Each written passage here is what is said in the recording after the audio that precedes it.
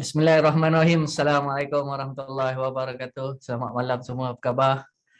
Alhamdulillah hari ini seperti yang dijadualkan, kita bersama dalam program Market Outlook. Di mana minggu lepas kita dah bersama dalam program Anda Tanya Saya Jawab dalam program Borak Santai Elitista. Jadi minggu ni kita selang-selikan pula dengan topik isu berkenaan isu-isu semasa yang ada di pasaran dan apa yang perlu kita tahu dan perlu kita persiapkan demi menghadapi sesi dagangan sepanjang minggu lepas. Jadi sepanjang minggu lepas macam mana prestasi so far? Adakah baik ataupun jatuh tergolek ataupun masih lagi takut-takut untuk masuk dalam pasaran? Macam mana? Boleh tolong share macam mana dengan minggu lepas?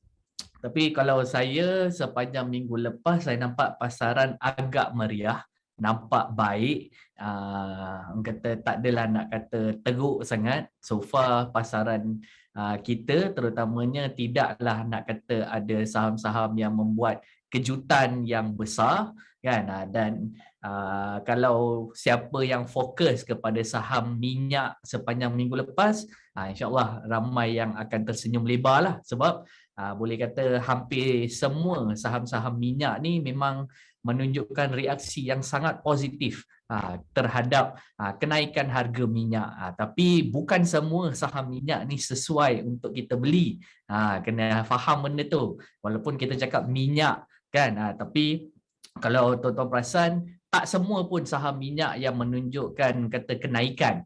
Ada saham-saham minyak yang masih lagi di paras yang sama. Tak tahulah nak kata tak ada orang minat ke ataupun berat nanang ke, kan? Kita pun kena faham tentang apa masalah sebenarlah. Tapi kalau saya bukanlah soal berat ke tidak. Kalau permintaan tu tinggi, sepatutnya saham tu boleh je nak bergerak, kan? Walaupun dia berat macam mana pun, kalau kita tengok saham yang paling berat lah, tak silap saya kalau di Bursa Malaysia ni, FGV, kan, Asia. So far kalau tema dia tu datang, kan, kalau sentimen dia tu hadir, saham-saham macam ni pun dia boleh meletup juga, kan? Jadi dia bukan soal isu berat ataupun ringan ke, kan? Kalau kata ringan sangat pun, tak bergerak pun tak guna juga, betul tak? Jadi benda ni kita kena balancekan lah, okay? Kita kena balancekan. Dan sekarang ni saya percaya kata kita sedang diduga lagi sekali dengan kenaikan kadar kes COVID, yang walaupun jumlah kematian tu tidaklah tinggi seperti mana yang sebelum ni, tapi kita dapat lihat kes semakin meningkat saban hari. Hari ni pun dah memasuki angka 10,000, kan? KWSP tak boleh keluar RM10,000, kan? Tapi kes dah ada RM10,000, 10,000 kes. Dan dikabarkan bakal mencecah angka 15,000 dalam masa terdekat. So kita pun harap-harap benda tu tidak berlakulah. Sebab kalau berlaku maknanya something yang kita tak mahu mungkin akan kembali, kan?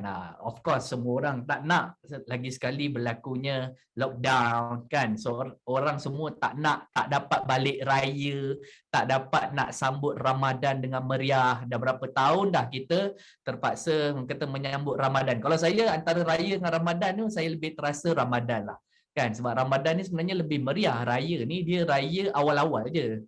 Raya pertama, raya kedua, raya ketiga, lepas tu dah boring dah, kan? Tapi Ramadan tu, sepanjang Ramadan ni sebenarnya adalah kata pesta untuk orang Islam, kan? Kita sama-sama berjemaah kat masjid, berbuka puasa bersama-sama, kan? Ini yang keseronokan bulan Ramadan ni. Jadi hopefully tahun ni kita dapatlah merasa benda tu, dapat berbuka puasa bersama keluarga, kan? Dah berapa lama dah, kan, tak buat macam tu. So Harap kita semua berada dalam keadaan yang baik dan sihat. Kena jaga diri, jaga keluarga, jangan cuba expose sangat walaupun mungkin dah ambil dah ambil dos penggalak kan. Jangan kita rasa benda tu kita dah kebal kan, dah immune. Penyakit tu masih lagi boleh hinggap kat kita. Okay, so just jaga diri dan mudah-mudahan dengan berkat doa kita semua, insyaAllah kes boleh turun balik. Janganlah, sebab kita tengok pakar dalam bidang ni pun, DG kita pun menjangkakan akan mencecah 22,000 menjelang penghujung Mac. Penghujung Mac ni maknanya kita dah betul-betul dekat dengan Ramadan. Ramadan kita akan sambut pada awal April. So kalau kata 22,000 menjelang Mac, memang sah toheh taubaan lah. Memang kita terpaksa kata tak boleh nak berbuka puasa dekat masjid kan, dekat rumah orang tua kan. So hopefully tak berlaku lah. Okay, alright. Jadi mungkin saya nak kupaskan sedikit apa yang berlaku sepanjang minggu ni dan beberapa highlight penting yang ada dalam surat khabar pelaburan yang ada. Right? So jom kita tengok dulu sedikit snapshot yang ada dalam surat khabar yang ada pada minggu ni, terutamanya dalam surat khabar DH. Minggu ni fokus utama DH adalah berkenaan sektor construction kan, sektor pembinaan, di mana seperti yang saya percaya semua orang pun faham tentang masalah yang sedang dihadapi oleh kebanyakan player-player dalam industri construction ni, iaitu kenaikan harga barang kan, kekurangan tenaga pekerja. Jadi dan juga bila kita diuji dengan kemelesetan ekonomi akibat daripada COVID ni, maka tidak banyak projek-projek mega yang diumumkan oleh kerajaan. Jadi ini antara isu yang melanda sektor pembinaan buat masa ni. That's why kita dapat lihat sektor pembinaan belum lagi menunjukkan taringnya. Kebiasaannya sektor pembinaan ni dia memang kita boleh panggil sebagai orang panggil offensive sector. Maksud offensive sector ni biasanya dia ni akan react, dia akan kata positif pada ketika berlakunya pertumbuhan ekonomi. Tapi pada ketika berlakunya kelembapan ekonomi ataupun kemelesetan ekonomi, sektor ni biasanya dia akan slow down. So sekarang ni pun seperti yang kita dapat lihat kan, negara kita pun masih lagi dalam proses recovery seperti mana negara-negara di seluruh dunia. Jadi tambah pula dengan isu-isu semasa pada ketika ni, iaitu kenaikan harga barang yang memberi kesan kepada kadar inflasi yang tinggi kan. Tapi nanti kita tengok fakta-fakta yang ada dan beberapa berita-berita yang lain yang mengejutkan pasaran di seluruh dunia, terutamanya berkenaan tax sell-off. Kalau siapa yang baca DH, muka depan DH ada cerita berkenaan the global tax sell-off. Adakah perkara ni perlu kita risaukan kan? Risau orang kata kan? Adakah benda ni akan memberikan impak yang sama kepada saham-saham di Bursa Malaysia, terutamanya dalam industri teknologi kan? Nanti kita cuba kupaskan kalau sempat. Right? So selain daripada tu, seperti yang kita dapat lihat sebelum ni pun, saya rasa sebelum ni pun kita pernah kata bincangkan kan tentang selagi mana proses recovery kan, economic recovery ni masih belum kata dapat dijalankan sepenuhnya akibat daripada kebimbangan terhadap kenaikan kadar jangkitan COVID-19 ni. Maka kita dapat lihat ialah pertumbuhan ekonomi tu belum lagi betul-betul mencapai maksimanya. Walaupun kita tengok data-data ekonomi, beberapa data-data ekonomi menunjukkan tanda-tanda yang positif. Okay, kalau kita dapat lihat dari sudut ekspor, negara kita pada tahun 2021 meningkat sebanyak 26%. Itu petunjuk yang positif lah kan. Dan seperti kebiasaan hampir setiap tahun pun memang kita dapat lihat sumber kata ekspor utama kita datangnya daripada produk-produk elektrik dan juga elektronik. Selain daripada produk petroleum, chemical dan juga kelapa sawit. Kelapa sawit pun sekarang ni pun kalau kita dapat lihat pun dah slow down dah. Dulu kelapa sawit ni antara biasanya nombor 2, nombor 3 lah. Tapi sekarang kelapa sawit ni pun dia dah duduk kat nombor 4 kan. Sebab masalah-masalah yang kita pernah kata bincangkan sebelum ni, di mana masalah kekurangan production. Dan disebabkan masalah-masalah ni, dia yalah kita banyak cerita masalah ni masalah tu kan, kata isu ni isu tu, tapi sebenarnya dari semua isu-isu krisis masalah yang timbul ni pasti akan wujud peluang. Itu yang sebenarnya kita kena cuba untuk hidup apakah peluang yang bakal hadir kan. Tadi kita bercakap tentang isu inflasi kan, kita bercakap tentang isu COVID, kita bercakap tentang isu apa nama ni, economic recovery yang masih slow kan. So kita kena pandang dari sudut positif, walaupun benda ni ialah masalah-masalah yang sebenarnya akan memberi efek, memberi kesan kepada kebanyakan penduduk di negara kita, tapi kita sebagai pelabur dan pedagang ni kita kena cuba menghidu peluang yang bakal hadir daripada kes-kes macam ni kan. Sebagai contoh kan, bila kes COVID naik, bila kes COVID naik kan, kita boleh jangkakan sebenarnya impak positif yang bakal wujud terhadap saham-saham healthcare, di mana kalau kita dapat lihat pada hari Jumaat, banyak saham-saham healthcare yang sebenarnya dah mula memberikan reaksi yang positif. Dan jika betul kan, jika betul jangkaan kes akan terus meningkat, saya tak terkejut kalau indeks akan kembali kata naik sikit lah. Tapi kalau nak kata adakah akan naik balik seperti mana yang pernah berlaku pada Ogos, I wouldn't think that way lah kan. Sebab yalah kata kita dah ada backup plan, iaitu dos penggalak ni lah. Dan sekarang ni kata cabarannya adalah untuk meningkatkan lagi pengambilan dos penggalak ni baru 50%. So bila dos penggalak ni dah capai target kan, dah maybe 80-90% ataupun hampir semua kata orang dewasa telah menerima dos penggalak, saya percaya insya-Allah kes ni takkan meningkat lah kan. Dan sekarang pun kalau kita dapat lihat kanak-kanak sehingga umur 12 tahun pun telah mula menerima vaksin. So itu petunjuk positif. Just that pada ketika ni akibat daripada peningkatan kes, bukan kata di Malaysia saja. Sebelum ni pun saya pernah tunjuk dia punya bukti-bukti yang mana sebenarnya bermula daripada luar negara lagi. Even Amerika Syarikat sendiri pernah merekodkan 1 juta kes sehari. Jiran kita tadi, Singapura, kalau tuan-tuan tengok surat khabar, tengok berita tadi, Singapura dah mencecah 13,000 kes. Kalau di kawasan-kawasan lain seperti Australia, seperti China pun sebenarnya menunjukkan tanda-tanda peningkatan. Tapi ada je negara-negara yang sekarang semakin pulih. Contoh kita dapat lihat Spain. Spain baru-baru ni mengumumkan menarik balik pemakaian pelitup muka. Maknanya dia orang dah confident gila, tak payah nak pakai mask kan, tak payah nak pakai pelitup muka, dia orang dah boleh ke mana-mana. Maknanya dia punya statistik tu menunjukkan petanda-petanda yang positif lah.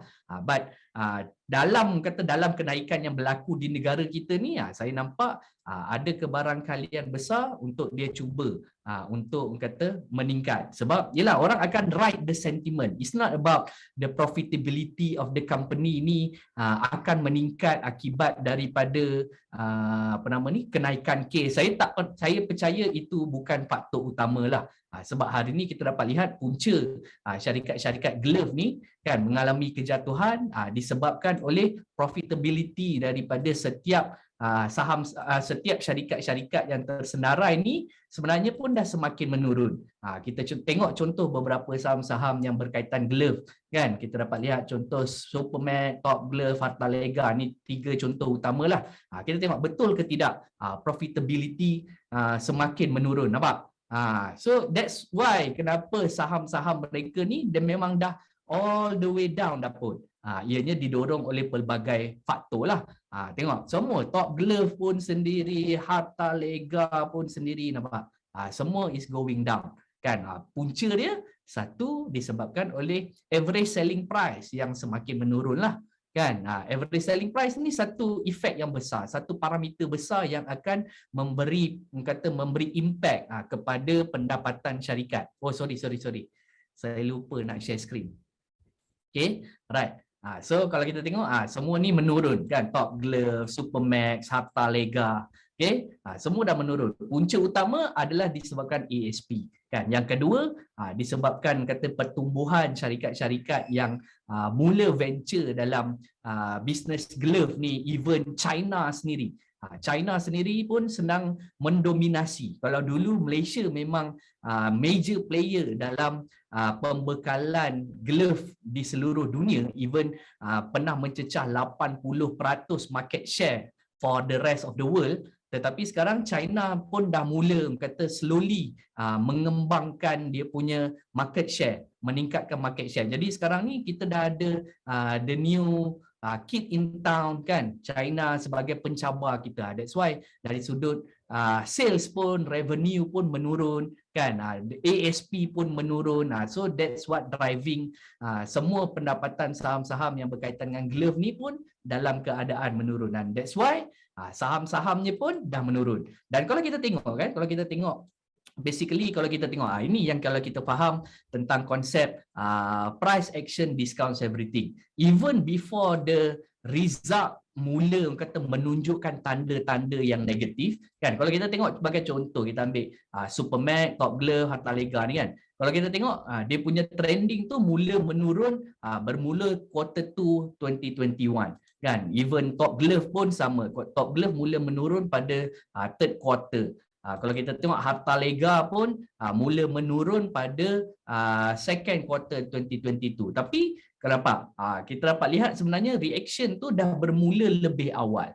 Inilah yang kita panggil price action discounts everything. Maknanya bila dah berlaku, orang dah menjangkakan akan berlakunya change in fundamental. Business fundamental tu akan berubah, maka orang dah lock all the profit yang diorang dah dapat sepanjang tahun 2020 yang lepas. Dan apa yang berlaku bila semua dah lock the profit, maka supply akan bertambah, demand berkurang, that drives the price going lower and lower and lower lah. Okay, itu punca utama dia. That's why kita kena faham future projection kepada setiap sektor, setiap industri. Sebab jangan kita rely semata-mata on chart, semata-mata on fundamental. Tak boleh. Kita kena combinekan both. Walaupun maybe pada ketika quarter 2 ni kan, quarter 2 2021 kita nampak peningkatan. Tetapi even pada walaupun meningkat, tapi kita dapat lihat saham-saham ni mula turun. So kita tak boleh nak ignore the signal. Kita selalu belajar bila cakap tentang technical analysis ni, kita always talk about signal. Signal ni apa tuan-tuan? Signal ni adalah petunjuk, betul tak? Jadi bila cerita pasal petunjuk kan, samalah ibarat macam kalau kita nak masuk simpang. Kenapa perlu kita bagi signal?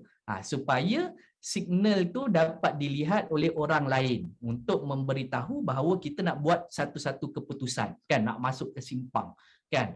Samalah bila kita nampak signal tu diberikan kan, orang lain dah bagi signal nak masuk simpang, takkan kita nak abaikan signal tu? Sebab kalau kita abaikan, maybe kita yang akan terlibat dalam kemalangan. Samalah juga bila kita cakap tentang technical analysis ni kan, kita dah nampak clear signal, whatever signal lah, sama ada you nak pakai signal trend line ke, ataupun technical indicators ke, ataupun a simple trend line, ataupun yalah whatever signal lah yang you nak guna pakai, candlestick pattern ke, chart pattern ke. If you saw the signal has shown a sell signal, maka jangan sesekali kita ignore. Sebab bila kita ignore, buruklah padahnya. Sebab biasanya price action ni dia akan datang dulu, dia akan hadir dulu. Barulah all this fundamental data akan memberikan reflektif kepada kepada prestasi. Sebab kita kena ingat data-data fundamental ni semua ni akan berubah pada setiap 3 bulan. Kan, setiap 3 bulan baru dia akan keluar. Tapi price action akan berubah setiap hari. Samalah kalau kita tengok, bagi contoh, walaupun sehebat-hebat company seperti Facebook, kan, seperti Facebook, seperti Netflix. Bila kita dapat lihat kejatuhan yang berlaku baru-baru ni, adakah jelas signal yang diberikan, sell signal yang diberikan? Kalau kita nampak memang very clear signal, apakah kata bukti signal tu? Satu dengan gap down, satu dengan patah trend line. Bila patah trend tu pula dengan the biggest volume ever recorded, itu memang satu signal yang sangat-sangat jelas lah, kan. Bila signal-signal ni datang dan kita ignore, itu akan jadi disaster. Dan janganlah pula bila signal tu dah keluar, kan, signal sell kata keluar, kita nak jadi hero, kan, kita nak cuba jadi contrarian. Ada bagusnya jadi contrarian, ya, tak dinafikan. Orang kan contrarian ni kebanyakannya akan kata menghasilkan kata result yang kata sangat kata extraordinary lah, sebab dia think out of the box, dia think differently. Tapi dia tak semua benda kita boleh think contrarian lah. Okay, just kata waiting for the right signal. Kalau betul dia ada kata potential untuk naik dengan lebih tinggi lepas ni, kan, yelah kita dengar tentang kata penglibatan Facebook dalam dunia metaverse apa semua, kan. Jadi walaupun kata the plan sounds promising, sounds astonishing, kan, tapi price action tunjukkan apa? Sebab price action ni yang akan kata memberikan kita signal yang lebih awal. Kita tak tahu, maybe all those plan nampak gempak, tapi real effect dia, impact dia, kita hanya akan nampak setiap 3 bulan, iaitu pada earning season. Jadi benda tu lambat, tapi price tu dah tunjuk dulu lah. Okay, so benda ni kita kena faham. Contoh Netflix juga. Walaupun once upon a time all this company memang antara darling, antara saham-saham pujaan, kan, saham-saham favorite lah para pelabur, dan ramai yang saya tahu buat duit yang besar, buat untung yang besar daripada semua saham-saham ni. But dalam saham, apa yang saya belajar dalam sepanjang 7 tahun pelibatan saya dalam dunia pelaburan saham ni, there's no single stock yang sebenarnya kata boleh kata sebagai kata never fail lah. Pasal tu ada satu pepatah dalam pasaran saham ni, orang selalu sebut apa? Don't fall in love with a stock. Jangan sesekali kita jatuh cinta, walaupun dia ni hebat macam mana, cantik macam mana, promising macam mana, don't ever fall in love with one stock. Sebab bila dia nak ceraikan, kan, bila dia dah kata dah tak relevan pada ketika ni, kalau kita masih berdegil, maka buruklah padahnya. Nanti kita hubung kaitkan pula dengan pasaran di Malaysia. Okay, so berbalik pada tadi.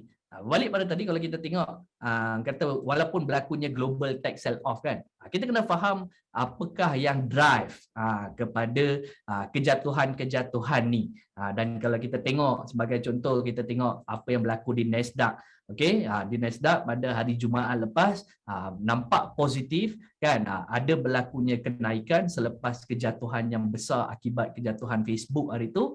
Tapi kalau kita tengok bukan semua saham-saham ni kata berjaya recover dengan kata baik. Ada saham-saham yang masih lagi meneruskan kejatuhan.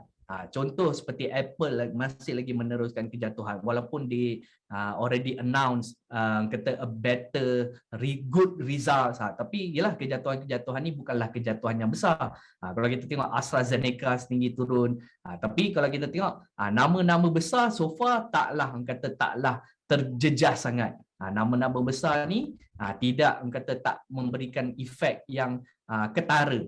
Dan kita kena ingat, sebab selalu kita monitor, kan, kita selalu cakap tentang kata indeks-indeks utama yang perlu kita perhatikan dalam pasaran-pasaran di seluruh dunia, kan, terutamanya di Amerika Syarikat seperti S&P 500, Nasdaq. Tapi kita kena faham dia punya faktor. Dia jatuh ni puncanya apa? Kalau kita tengok, kalau kita tuan-tuan dah baca dalam surat khabar, kan, di mana, kan, the mang, dia bukan fang, tuan-tuan, dia dah jadi mang. M-A-N-G. Sebab dah tukar Meta, kan, dia bukan Facebook dah.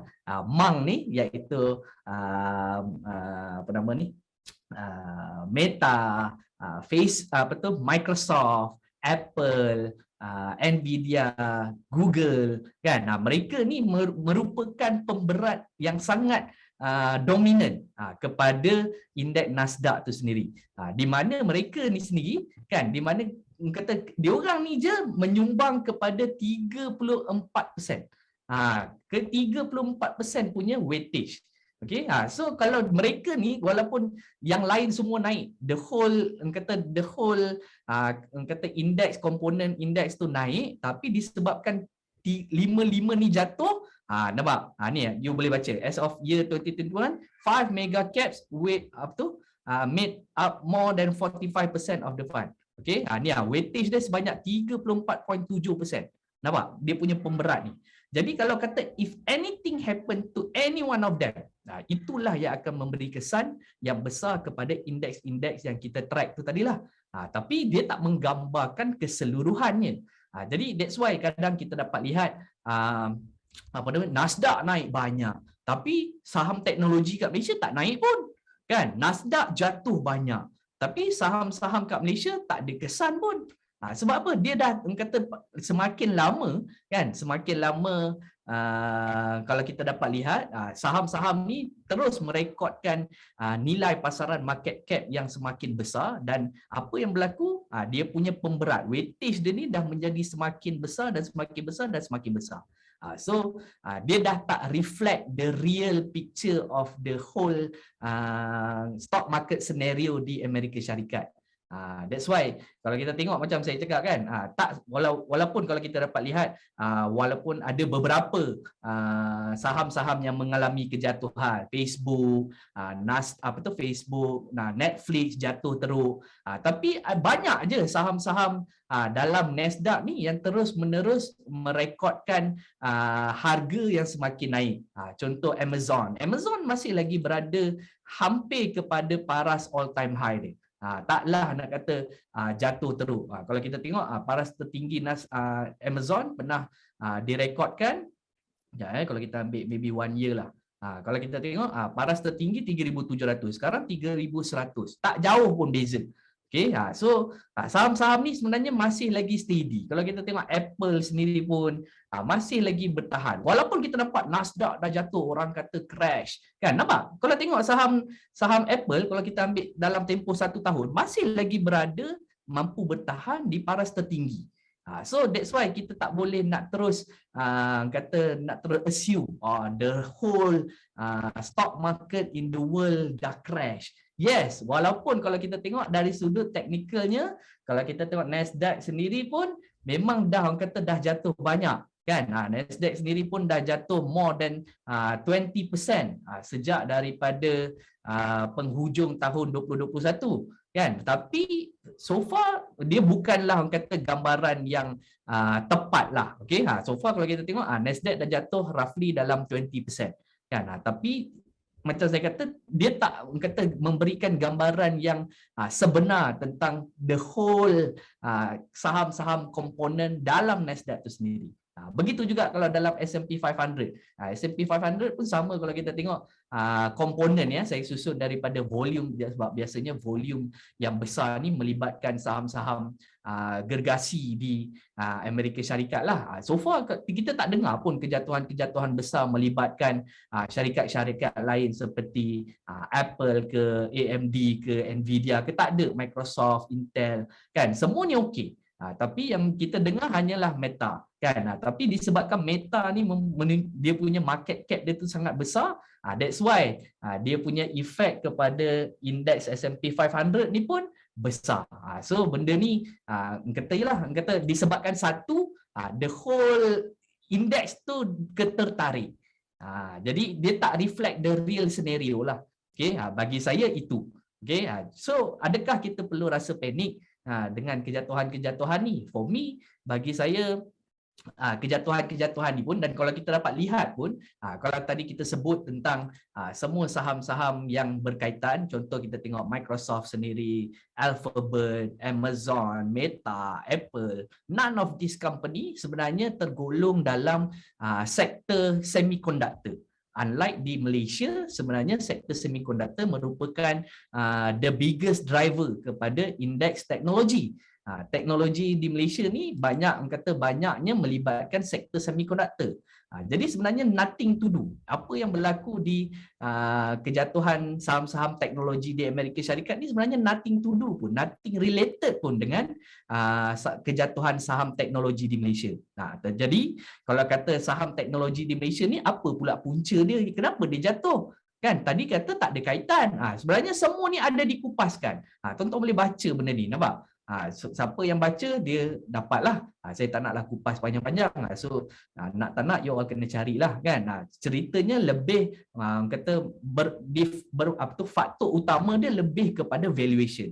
Siapa masih ingat saya pernah buat live pada sesi hari Jumaat minggu lepas? Dalam kereta saya buat live. Ada orang tanya apa yang menyebabkan punca saham-saham teknologi di Malaysia jatuh kan. Saya punya jawapan adalah valuation. Dan hari ni dan semalam Starbis baru start keluarkan punca dia valuation. Kenapa saya kata valuation? You tengoklah. Kalau you faham tentang konsep ni kan, konsep kata benchmarking of PE ratio for average 5 year, kebanyakan saham-saham ni sebenarnya dah way past kita punya kata historical average PE. Ini selepas 3 Februari tuan-tuan. Ni 3 Februari ni maknanya dah lepas jatuh dah. Kalau kita tengok sektor teknologi kalau kita tengok sektor teknologi di Malaysia, indeks teknologi di Malaysia sebenarnya dah mula jatuh since November kan. Maknanya lepas dah jatuh banyak ni pun masih lagi banyak lagi company-company yang dia punya PE ratio lebih tinggi daripada 5-year average. Pasal tu pentingnya untuk kita faham konsep valuation. Sebab yalah benda ni bila samalah macam barang tuan-tuan. Kan kita selalu cakap inflasi kan. Kalau kita tengok statistik kan. Kalau kita tengok Malaysia, saya nak bagi some idea. Berapa teruk inflasi ni boleh pergi. Kan, ni saya ambil pergerakan inflasi untuk tempoh 10 tahun. Kalau saya ambil 25 tahun pula, paling tinggi sebenarnya inflasi pernah direkodkan di Malaysia pada sekitar 2008, kan, pada ketika berlakunya subprime crisis di Amerika Syarikat, itu pun sekitar 8%. Kan, kalau kita tengok sekarang, apa yang berlaku, kita punya inflasi baru sekadar 3%. Kan, baru sekadar 3%. Kita dah dengar huru hara dah. 3%. Masih sebenarnya masih consider rendah, Sebenarnya 2018 kan, 2017 sebenarnya kita pernah merekodkan nilai inflasi yang lebih tinggi pun. Tapi waktu ni kita tak ada dengar pun isu-isu macam sekarang, semua barang harga naik, telur naik, ayam naik, ikan naik, sayur naik, kan? Tak ada pun. Betul tak? Kenapa? Agak-agak kenapa kita tak berapa nak dengar sangat. Tapi hari ni kita pompang buka surat khabar, buka Facebook, semua orang cerita inflasi. Padahal realitinya inflasi baru berada di paras 300. Kan? Agak-agak apa punca dia? Agak-agak apa punca dia? Sebab dulu tak ada netizen, sebab dulu tak join bursa, kan? So yalah, kita kena fahamlah konsep ni. Saya ada jawapannya, tapi yalah sebab ramai hilang pendapatan. Social media maybe lah kot. Tapi kalau jawapan saya 2017, waktu ni dia nothing to do with politik lah. If you ask me, benda-benda ni semua nothing to do with politik. Siapa pun tukar masa, you tukarlah kerajaan macam mana pun, you pernah rasa kehidupan you, ekonomi diri you bertambah baik ke tidak? Kalau saya, jawapan saya pada ketika tahun 2017, ekonomi kita berada di peak. Ekonomi kita berada di peak. Sebelum kejatuhan tahun 2018 berpunca daripada pelbagai faktor lah. Tapi kalau kata 2017, the whole market in the world pun sebenarnya tengah booming. So sebenarnya itulah punca. Bila ekonomi booming pun ada masalahnya juga kan. Bila kata pendapatan rakyat bertambah tinggi, maka orang lebih banyak, orang mampu berbelanja dengan lebih banyak. So apa yang berlaku, inflasi pun akan meningkat sebab orang sanggup bayar ekstra. Kan, kalau kata flight kan, dah dapat flight murah, kita nak flight yang seat yang lebih selesa, nak business class, nak first class, samalah sebab orang mampu bayar. Samalah kalau dulu kasut kan, dulu waktu susah kita pakai bata, tapi sekarang dah senang sikit, kita boleh pakai kasut sekolah yang lebih canggih kan, yang lebih elok, yang lebih mahal. Samalah orang sanggup bayar. Sebab apa? Sebab kata untuk dapat keselesaan yang lebih baik. Samalah waktu susah dulu pakai kancil. Tapi bila dah ada duit sikit, dah boleh upgrade naik Myvi. Bila dah orang kata bisnes dah maju sikit, pakai Mustang. Kan? Normal. Tapi benda itulah yang menyebabkan harga barang akan terus naik. Kan? So benda ni, yang kata reality check ni sebenarnya benda ni bagi saya common lah. Benda ni bukanlah satu perkara yang perlu dirisau-risaukan sebab statistiknya di sini. Kita boleh tengok sendiri. Dan sebenarnya faktor yang menyumbang kepada inflasi ni pun sebenarnya tak berubah pun daripada dulu sampai sekarang pun benda yang sama kan, kenaikan harga rumah, harga makanan, harga harga kos perubatan, pendidikan. Tadi wife saya baru bagi tahu pun yuran tadika anak saya pun dah naik 700 orang kan. Tapi yalah, bila kita fikir balik nampak macam mahal 700 orang.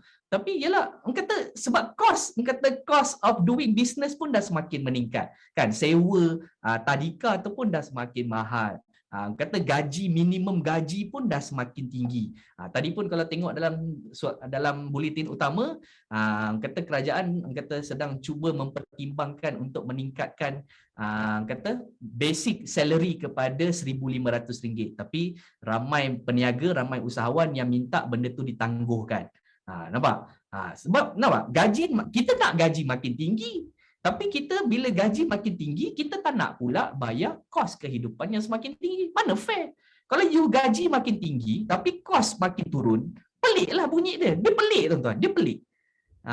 Sebab gaji makin tinggi sebenarnya disebabkan oleh cost of doing business tu pun makin tinggi. Tu compensate. Kalau tidak, dia akan jadi pelik. Ini lumrah alam. Kita tak boleh nak deny benda ni. Kalau tidak, janganlah minta gaji tinggi. Lepas ni pakat-pakat ramai-ramai jumpa bos esok hari Isnin kan, minta kat bos turunkan gaji saya.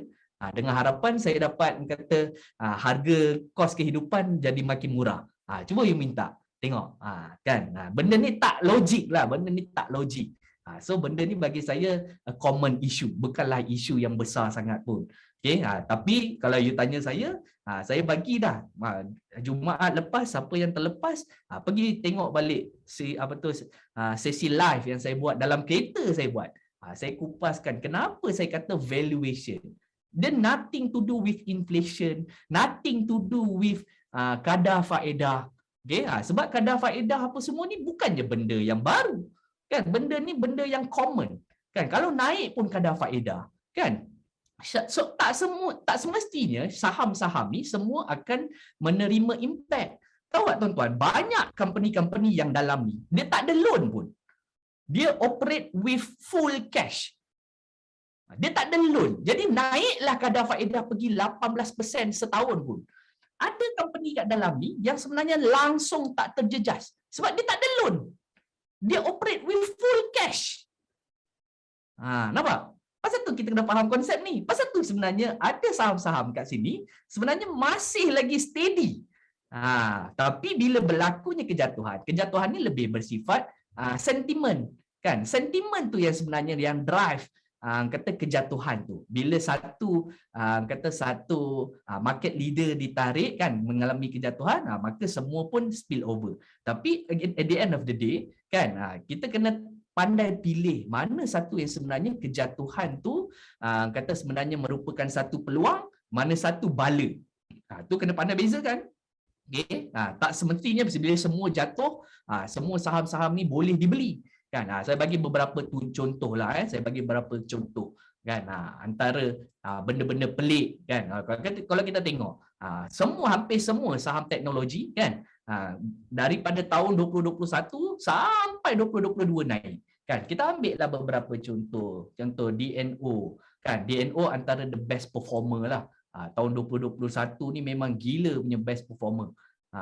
Bayangkan daripada RM1.60 permulaan 2021 sampailah RM6 sampai ke penghujung 2021. Ni the best performer for 2021. Kan, kalau kita tengok siapa lagi?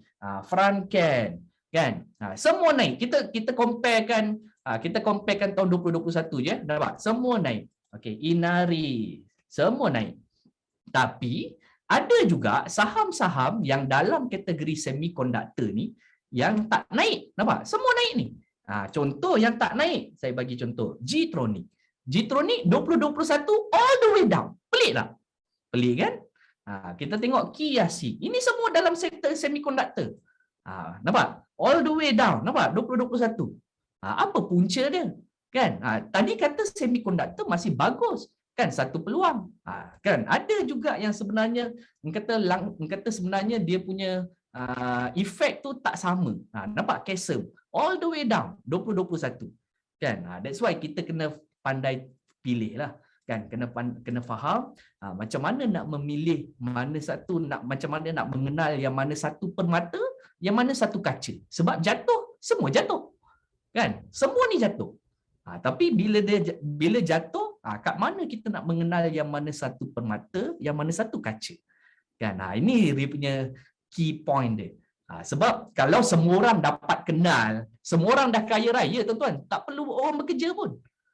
Realitinya, pasal itulah Allah dah pilih dah. Kan, orang yang banyak usaha, kan, orang yang rajin, orang yang kata yang bersungguh-sungguh, dia akan dapat jawapannya. Itulah rezeki untuk dia. Kan, tapi kalau orang yang malas, orang yang banyak alasan, kan, jenis nak senang, dia tak dapatlah apa yang sebenarnya peluang yang wujud. Okay? So ini kita kena reflect diri kita lah balik lah. Okay, right. So saham berbalik pada tadi, key point dia. Saham teknologi di Malaysia sebenarnya bukan disebabkan faktor inflasi ke faktor fundamental business ke. Bagi saya kebanyakan bisnes yang ada ni sebenarnya masih lagi dalam rapid expansion mode. Banyak je company-company ni yang waktu orang tengah cerita inflasi lah, orang duk cerita COVID lah, orang duk cerita kenaikan kadar faedah lah, kan? Banyak je saham-saham ni yang kata sedang meluaskan dia punya empire perniagaan. Buka kilang baru kat sini, kat sana. Kan? Coraza, kalau you tanya saya, dia tak ada kaitan pun. Pasal tu Coraza dia tak letak pun dalam ni. Sebab Coraza ni bagi saya dia lebih kepada hype IPO je. If you ask me, Coraza lebih kepada benda tu je. Tapi leader-leader yang lain ni kan, mereka ni lah yang kata memegang market share yang terbesar. Kan? So maybe yang kata hype Coraza ni, saya rasa kalau saya tak lama lah. Kan? Sebab selagi mana leader-leader ni kata tak bergerak, saya percaya yang kecil-kecil ni pun sebenarnya susah nak bergerak. Dia lebih kepada hype dia lah. Okay, alright.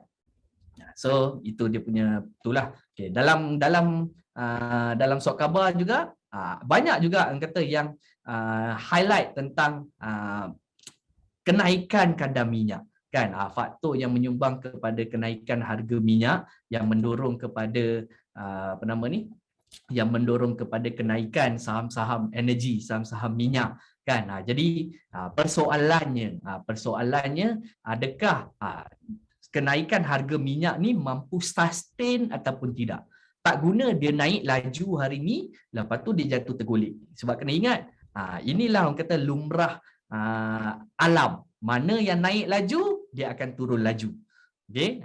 So kita tak nak benda tu berlaku. Biarlah dia naik slow-slow, tapi dia steady.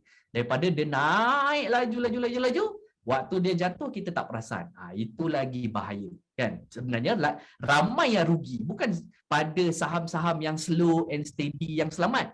Tapi ramai yang mengadu rugi besar sebab dia suka cari saham-saham yang bergerak seperti roller coaster. Setuju ataupun tidak apa saya cakap? Kan? Bila cakap roller coaster ni maknanya nak cari saham yang naik cepat lah.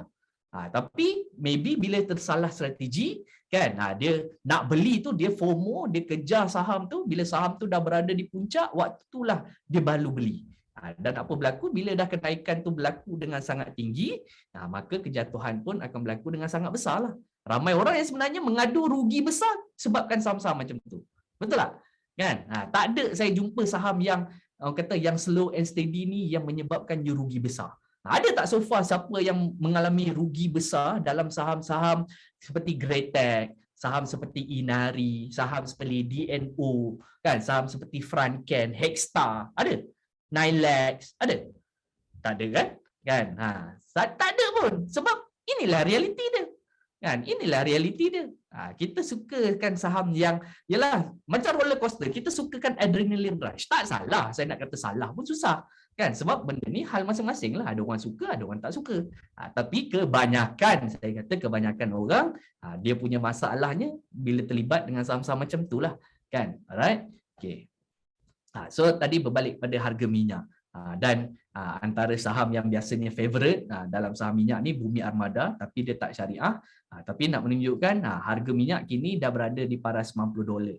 Kan? Just that kita kena faham adakah kenaikan harga minyak ni mampu sustain ataupun tidak. Baru-baru ni kalau kita baca kata ada satu news yang tulis berkenaan jangkaan harga minyak. Tak silap saya JP Morgan mengeluarkan indicative price kepada harga minyak ni dijangkakan boleh mencecah sehingga paras $120 menjelang 2023. Tapi itu semua orang pun boleh cakap, kan? Saya sendiri boleh cakap harga minyak boleh naik sampai $800, kan? Tapi kalau inilah terpulang, you nak percaya cakap JP Morgan ke you nak percaya cakap saya? Tapi kalau betul lah jangkaan saya harga minyak pergi $800, maknanya kita punya petrol kan RON 95, RON 97 akan jadi RM4, RM5. Soalannya kau sanggup tak? Bukan kata RM4, RM5. Kalau dia naik RM2.95 pun saya rasa orang buat rusuhan tu. Orang buat rusuhan depan parlimen tu. Betul tak? Kan? Kalau naik RM3, aku rasa parlimen tu kena bakar. Kan? Bukan kata naik RM4, naik RM5, RM3 parlimen tu kena bakar. Kan? Jadi you rasa logik ke tidak benda tu berlaku? Kan? So kita kena faham konsep komoditi ni, kan? Komoditi ni melibatkan benda-benda yang kata keperluan asas. Kan? So kalau kita tengok yang menyumbang kepada kadar inflasi ni pun sebenarnya banyak yang melibatkan komoditi. Sebagai contoh kita tengok transportation cost. Ini disumbangkan oleh kenaik harga RON 95, RON 97. Kan, bila RON 95, RON 97 makin naik, kan, maka cost of transportation makin meningkat. Dan you tahu tak apa yang menyumbang kepada kenaikan inflasi di Singapura? Saya rasa saya pernah kupaskan sebelum ni. Kadar inflasi di Singapura, tengok baru-baru ni kelakar lah. Saya tak pernah jumpa lah benda ni berlaku. Tapi ini real. Inflation Singapore 2022. Kan? Baru-baru ni keluar kata report tentang kenaikan kadar inflasi di Singapura. First time lah saya jumpa.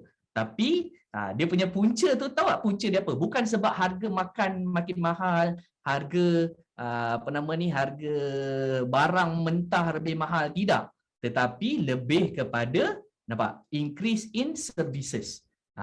Punca dia mainly due to steeper increase in airfare. Ini je cukup untuk meletakkan Singapura berada di paras inflasi yang tertinggi dalam tempoh 7 tahun. Naik flight harga flight meroket je, dia punya inflasi terus shoot up.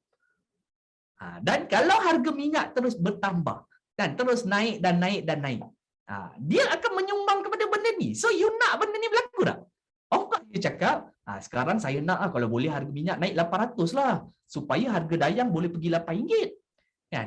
Tak ada benda kita boleh fikir secara kata boleh think out of the box. Tapi ada benda yang kita kena berpijak di bumi yang nyata. Kan? Kita kena realistik. Harga minyak persoalannya boleh sampai ke tidak? Kalau kita tengok crude oil price lah in history.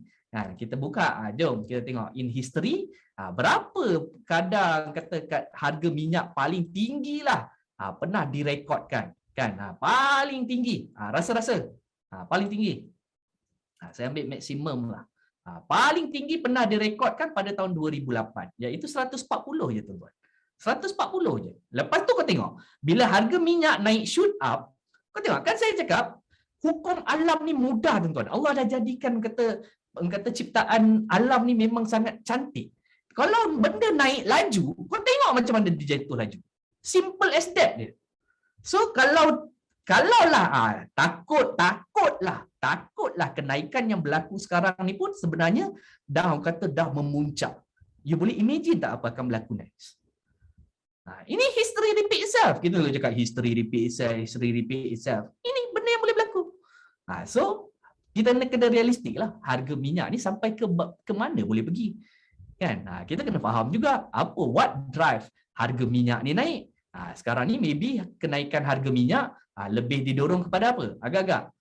Siapa yang yang follow? Kenaikan harga minyak sekarang ni lebih banyak didorong kepada faktor apa? faktor kata kerisauan perang kan di Ukraine. Baru-baru ni kata update yang terkini kita dapat lihat US dah hantar berapa ribu dah ada dah dia punya kata jumlah tentera yang dah dihantar ke Finland. Ke Finland ke Poland kan untuk kata bersedia menghadapi sebarang kemungkinan berlakunya perang. Ke Poland, thank you. 20,000 troops kot. Dia dah hantar ke Poland dah pun. Maknanya they are not bullshitting lah. But real kata akan berlaku perang ke tidak? Hopefully taklah. Kalau saya hopefully tidak. Okay, hopefully tidak. Cuaca di Texas sejuk melampau. Ni okay, itu maybe kalau kita cakap tentang Texas, itu kita boleh bercakap tentang WTI crude. WTI crude, yes, West Texas Index. Tetapi kalau Brent, kan Brent is nothing to do with Texas. Sebab the whole world, even UK, even Malaysia, kan menggunakan standard Brent. Kan US saja, Texas je yang kata menggunakan WTI. Jadi kalau kita tengok WTI dengan Brent pun tak jauh beza pun. Jadi saya tak rasalah pasal faktor cuaca, tapi lebih kepada rising tension tu. Rising tension kepada kata kemungkinan berlakunya war. Itu sahaja. Just imagine kalaulah tiba-tiba keluar announcement kami tak jadi perang. Dan kalau you rasalah kan, katalah you jadi presiden Rusia ke ataupun you jadi presiden Amerika lah kan, just letakkan diri anda di situ. Anda nak ke tidak berlakunya perang? Apa benefit perang, tuan-tuan? Kan? You rasa ekonomi you akan semakin bagus ke? Kan? Apa manfaat perang? Kalau you letakkan diri you kepada kata leader punya perspektif. Kan? Tambah pula kita sedang economic recovery. Of course, your government require a lot of money kan untuk untuk grow back the economy kan. Tapi in reality sebenarnya benda tu tak baguslah kan dari sudut pelbagai pihak. Jualan senjata api masyhur, betul. Itulah sebab kalau anda tengok one of the apa nama company company yang jual senjata tu, ada satu company ni sebenarnya cerita perang ni pun kalau kita tengok kan, cerita perang ni sebenarnya recently je, bukan start industry, bukan Destiny. Bukan Destiny mana jual senjata. Bukan Under Armour, bukan. Lagi. Bukan. US punya. Ya. Lockheed Martin. Kita tengok kita tengok je. Kata mereka dah lama merancang. Kita je lalai, tuan-tuan.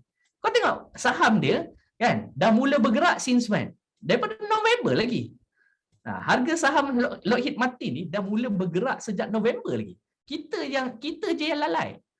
Tengok sejak November daripada $300 hari ni dah menghampiri $400. Lockheed Martin.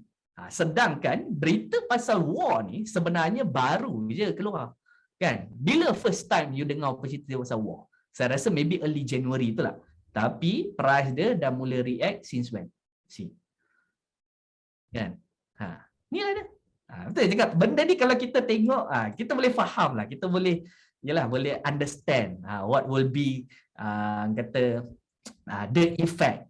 Kalau siapa yang percaya akan berlakunya perang, of course they will invest dalam Lockheed Martin ni kan. Tapi tak syariah lah. Okay, Lockheed Martin tak syariah tengok Lockheed Martin. So ini je lah company yang akan benefit pun. Tapi yelah dari sudut etikanya, dari sudut syariahnya, of course benda ni tak bagus lah. Okay, so itu je bagi saya yang drive harga minyak. Again, bagi saya itu je punca utama. Buktinya kita boleh tengok lah kan.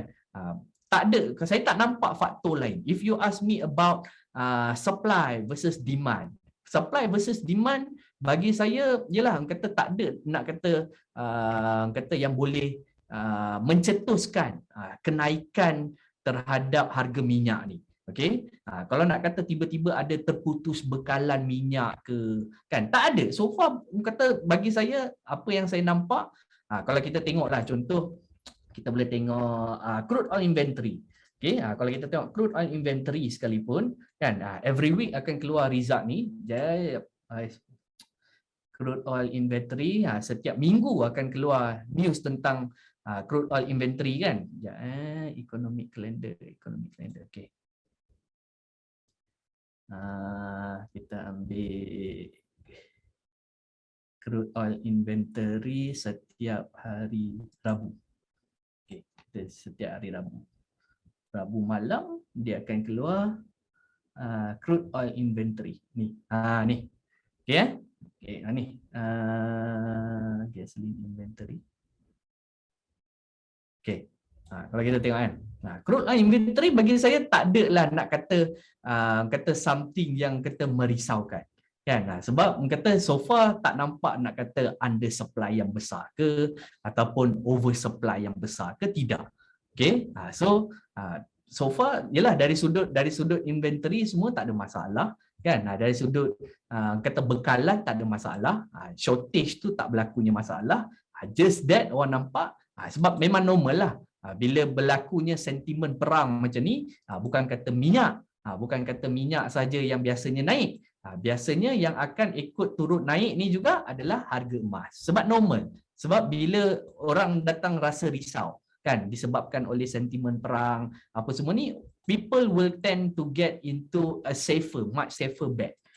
Pasal tu biasanya orang akan switch kepada gold. Itu biasanya. Tetapi bukan kata memang necessary akan macam tu ke kan. Tapi so far harga emas pun taklah nampak kenaikan yang besar kan. Adalah naik sikit-sikit tapi so far masih lagi dalam consolidation phase kan. So tak nampak pun. So my verdict kalau kata saya tak rasalah akan berlakunya perang kan. Dan macam saya kata, perang ni tak memberikan apa-apa manfaat pun. Biasalah semua orang akan cakap ni kata macam seram. Dulu pun ni bukan first time kan. Amerika dengan North Korea pun sebelum ni pernah berlaku ketegangan. North Korea buat missile test. So waktu tu US dah rasa risau, US dah gelabah, kononnya nak hantar nuklear ke North Korea balik. Sembang je lah, setakat sembang je, tapi tak berlaku pun. Okay? So macam saya kata, biasanya cerita macam tu dia hype dia lebih, tapi in reality dia tak berlaku. Jadi kalau saya nampak, kalau tidak berlakunya kalau betul tak berlakunya perang, I don't see any reason kenapa harga minyak boleh sustain pada harga yang lebih tinggi. So kalau harga minyak tak boleh nak sustain pada harga tinggi, saya tak nampaklah saham-saham minyak ni sebenarnya relevan lagi ataupun tidak.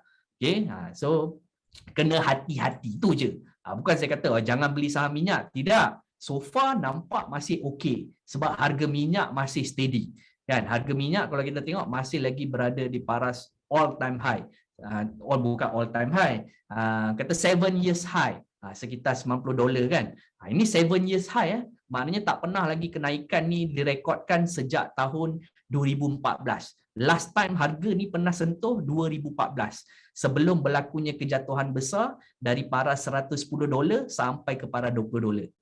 So hari ni kita nampak dia dah kembali ke paras tertinggi dalam tempoh 7 tahun. So kita tak tahulah correction ni akan berlaku ke tidak, I don't know kan. So saya tak rasalah. Just ini untuk short term tak ada masalah. Tapi kalau kata you nak beli untuk invest untuk anak-anak, silap besar tuan-tuan. Saham-saham seperti ni bukan game untuk investment. Okay? Sebab komoditi ni you kena ingat, komoditi ni dia akan turun dan naik. Sebabkan benda ni adalah keperluan asas. Kita ingat, harga tak boleh sentiasa terus naik. Harga emas sendiri, paling tinggi itu sentuh berapa? 2,000. Kenapa dia tak boleh pergi sampai 3,000? Kenapa tak boleh pergi sampai 4,000? Kan, tak boleh pergi sampai 10,000? You fikir logik. Kan, apa satu dunia ni tak kenal emas ke? Kan, kalau ikut demand tu, ada je demand. Tapi kenapa harga emas dalam sejarah tak pernah cecah pun 2,000, kata lebih daripada 2,000? Kenapa logik dia? Kan, sebab dia komoditi. Samalah kalau kita tengok minyak, kan kenapa paling tinggi $140? Itu pun kita kena tengok faktor-faktor lain. Ada tak berlakunya konflik ketegangan pada ketika tu? Kan ada berlakunya perang ke? Kan ada berlakunya shortage of supply ke? Kita kena consider all the factor. Kan samalah barang-barang lain seperti aluminium, beras, kita kelapa sawit. Macam sekarang kelapa sawit. Kan kalau kita tengok FCPO, FCPO berada di paras tertinggi dalam all time high lah kalau kita tengok FCPO. kan. CPO punya latest price, kontrak terbaru kita ambil kontrak April, okey, tengok berada di paras tertinggi, kan. Puncanya sebab apa? Sebab masalah, tahu kan apa punca dia kan? Dia ada relate dengan Indonesia lah. Indonesia masalah, kita punya production kita masalah, maknanya supply tu kurang. Kalau kita tengok supply tu kurang, maka harga akan meroket. Tapi kenapa saham-saham kelapa sawit tak naik-naik pun? Kalau you tengok saham-saham kelapa sawit, kan, ada sesiapa yang untung dalam saham kelapa sawit yang lebih 30%. Nanti kalau saya kata ada untung, dia akan cakap saham yang dia beli satu hari je, itu pun dapat satu bit. Ada yang lebih 30% lah. Yang beli saham kelapa sawit sepanjang tahun ni, ada yang ada untung lebih 30%. Saya rasa tak ada pun. Sebab saham kelapa sawit tak bergerak pun. Adalah sikit-sikit bergerak, kan? Sikit-sikit. Sebab kalau tengok sektor plantations sekalipun, bukti dia kat sini. Plantation. Kalau kita tengok, kebanyakan memang kebanyakan saham sawit ni memang belum menunjukkan reaksi yang positif. Nampak? Saham indeks plantation pun ke bawah. Kenapa pula ke bawah? Sebab kebanyakan saham syarikat-syarikat ni tak merekodkan keuntungan yang positif, kan? Walaupun mereka ni ialah memang bisnes utama dia sawit, tapi dia punya production dia tu terganggu. Kekurangan tenaga kerja, tambah pula musim banjir hari tu, di Sabah Sarawak berlakunya monsun, kan? So benda tu bila tak ada production, harga akan tinggilah. Tapi harga tinggi pun tak guna juga sebab company tak untung. So semua ni ada hubung kait. Okey, berbalik pada isu komoditi tu tadilah. So kena hati-hati. Komoditi ni biasanya dia lebih sesuai untuk kata trading. Dia bukannya for invest. Invest tu tak sesuai. Bagi saya peluang yang wujud pada ketika ni melibatkan saham-saham teknologi ni, kan, sebenarnya inilah peluang untuk invest. Sebab apa? Sebab berlakunya correction. Banyak je company-company, kan, yang tadi kita tengok tadi, dia punya fundamental tidak berubah. Even getting better and better and better. Production makin naik, business makin meluas, expansion mode berlaku, tambah pula demand tengah menggila, tambah pula shortage of supply. Nampak? Gila punya. Catalyst tu sangat power. Tapi disebabkan oleh sentimen semata-mata mereka ni jatuh. Maka itulah bagi saya peluang. Dan you kena ingat, sekarang ni dah jatuh ni, kan? Sekarang dah jatuh, walaupun dah jatuh nampak macam dah teruk, indeks teknologi pun dah jatuh roughly dalam 15%, kan? Roughly dalam 15%, nampak? So dah jatuh 15% pun masih lagi PE average tu masih tinggi. Sekarang ni di sekitar 40. Average PE tu masih lagi lebih tinggi daripada historical. Historical 30. So saya nampak, kan, saya nampak ada kebarangkalian besar untuk terus turun. Buktinya kalau kita tengok saham-saham teknologi yang ada ni pun, walaupun yelah ada beberapa saham yang macam buat rebound, kan, tapi kalau you faham tentang konsep price and volume analysis, ini kenaikan yang tidak sihat. Ini bukan kenaikan yang nampak genuine. Kenaikan ni, kenaikan yang nampak gayanya hanya bersifat sementara. Sebab tak disokong oleh a strong volume. You ambil lah mana-mana pun. You buka Unisem ke, you buka MPI ke, sama je pattern, nampak? Sama je pattern. Okay? So that's why kena berhati-hati. Jangan jangan main bedal je. Pattern yang sama je. Siapa yang memang faham tentang konsep price and volume, you akan nampak benda ni is not a clear reversal signal. Belum lagi. So I still believe, kalau tanya saya masih percaya ada ruang lagi untuk turun. Sabarlah sikit. Tapi kalau sekadar nak short term, kan, nak rempit-rempit kejap, tak ada masalah pun. Tapi kalau nak start invest, bagi saya better tunggu dulu. Belum lagi. Okay? Belum lagi. Sebab nampak potensi untuk turun tu lebih tinggi. Okay? So ini yang kita kena standby lah. So for this week saya nampak saham sektor pilihan saya, kalau tanya saya, pilihan saya untuk minggu ni, saya nampak saham healthcare. Just disebabkan sentimen kes yang akan meningkat, Macam DG pun sendiri kata menjangkakan kes akan naik up until March kan.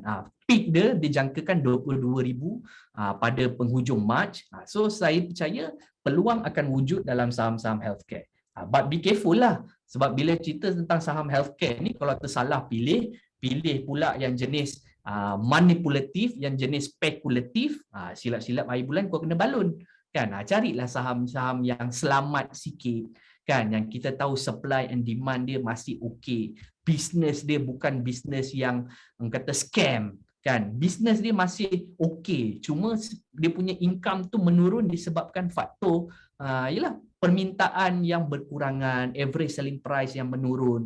So kejatuhan yang genuine. Dia bukannya kejatuhan tu disebabkan oleh manipulatif kan, konon nak buat bisnes tu lah, buat bisnes ni lah, nak buat RFID lah, nak buat bisnes hantar angkasawan ke bulan lah kan, pelik-pelik je produk. Tapi lalas tak ada pun produk tu kan, banyak je scammer-scammer yang ada. Just kena hati-hati di situlah. Okay, so bukan semua saham healthcare ni boleh dibeli. Just be careful. Saham-saham glove ni saya nampak masih menarik je. Harta, Top Glove, dari sudut valuation pun bagus. Harta tengok PE ratio hanya 3. Kalau nak cakap dari sudut undervalue tu memang gila punya undervalue lah. Tengok dengan ROE 78%, bapak super power kan. Saya nampak memang huge potential lah. Bukanlah kata huge potential tu apa nama ni, dia nak patah balik pergi RM20, pergi RM40 tu, tidak. Tapi untuk jangka masa pendek saya nampak insya-Allah permintaan tu ada untuk saham-saham macam ni, sebab bisnesnya masih relevan. Okey. Dan saham minyak lah, sebab selagi mana harga minyak ni nampak masih okey, masih stable, jangan tiba-tiba kalau you tengok secara tiba-tiba dia punya petunjuk dia, kita kena tengok kenaikan harga minyak je. Kalau tiba-tiba kata harga minyak surging, satu hari naik sampai $10, bagi saya itu adalah tanda-tanda kau kena belah. Tapi kalau naik sikit-sikit ni okey, relax, jangan gelabah. Dia jangan naik one shot sebatang, makin tinggi harga naik sebatang. Itu maknanya exit signal lah tu. Ingat, bila makin ke atas sepatutnya secara logiknya orang akan semakin takut. Okay? Kita kena faham konsep tu. Mana ada orang makin berani, orang makin tamak bila dah makin naik atas. Tapi bila dah kata ke atas, kalau dia makin naik, tak henti-henti. Ni lah contoh dia. Nampak? Zam. Nampak? Itulah tanda-tanda kata awal sebelum berlakunya kejatuhan yang besar. Ni yang berlaku pada 2015 lah. So just be careful lah. Sebab bila dah naik, kenaikan tu agak laju, potential untuk berlakunya disaster tu boleh berlaku. Nampak? Ni nampak? Sebelum ni pun dah pernah berlaku dah, nampak? 2008 you tengok. Ini bukan kata 45 degree. Ini berapa kata hampir 60 degree kot. Bila naik laju, potensi dia untuk turun pun laju. Sama lah. Bila naik laju, potensi untuk turun laju. Just be careful kat sini lah. Ni nampak tanda pun sebenarnya kalau nampak ni tanda macam ada gaya ni. Kan? Lepas tu just be careful. Nasihat saya just be careful. Jangan sampai kau terperangkap. Bila terperangkap, tambah pula saham-saham oil and gas bodoh. Banyak saham oil and gas yang bodoh tuan-tuan, sifat dia. Kan? You akan tersangkut untuk jangka masa yang sangat lama. Believe me, setahun pun you nak keluar pun azab. Banyak tuan-tuan saham-saham yang sampah ni dalam sektor oil and gas. Ni saya panggil level sampah. So hati-hati. Kalau anda tersangkut, saya percaya setahun kau takkan boleh exit. Kalau lainlah, kalau sanggup untuk jual dalam loss lah. Kan? Saham-saham ni banyak pilihan. So just kena be careful lah kat sini. Okay? Ni lah. Jangan pilih saham-saham yang yalah cheap sikit kan. Kan saya cakap cheap, how cheap is cheap pula. Kau argue benda tu. Yang sebenarnya kau carilah company yang fundamental dia bagus. Tuan-tuan tahu tak, di kalangan company-company ni, kita selalu cerita kan, company yang kata industri oil and gas ni tak berapa bagus kan. Yang kata harga minyak baru nak recover. Tapi tahu tak tuan-tuan, di kalangan company-company ni, ada company yang memiliki kan kontrak yang dia dah secure sebanyak 2 bilion. 2 bilion weh, kontrak yang dia dah secure dah pun. Saya tak nak bagi tahu lah apa. Kan? So kena cari sendiri. Ni kena rajin lah. Benda ni kena rajin. Semua maklumat ni. Dialog. Come on, dialog. Nak dialog, saya boleh buka lah bukti. Mana ada dialog? Kan? Tak adanya dialog pegang 2 bilion. Dialog game dia bagi saya dah over dah. If you ask me, game dialog dah over dah.